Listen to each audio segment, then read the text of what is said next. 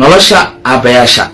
waxaan ka maqli doonaa nolosha aabayaasheen kelmadooyin macnahooda iyo fahamkooda aanan garanaynin, laakiin marka ay geeriyoodaan waaqiciyaadka nolosheenna ayaan kala kulmi doonaa kelmadahaas, waxaana gaari doonaa markay naga guuraan.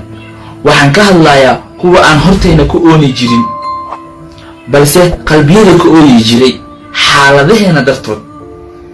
waxay ahaayeen buuro nagu gaashaaman qaado culays si aan tabartooda ahayn, mana aan ka arki jirin jirkooda, balse waxay ku qaadi jireen qalbiyada sida ay noogu qaadeen markii aan yareen qulubtooda. baara oo la fadhiista aabayaasha intay nool yihiin, wareysta xaaladahooda inta aysan dhicin markay geeriyoodaan iyagoo qabriyada ku jiro inaan xaaladahooda fatishno. السلام عليكم.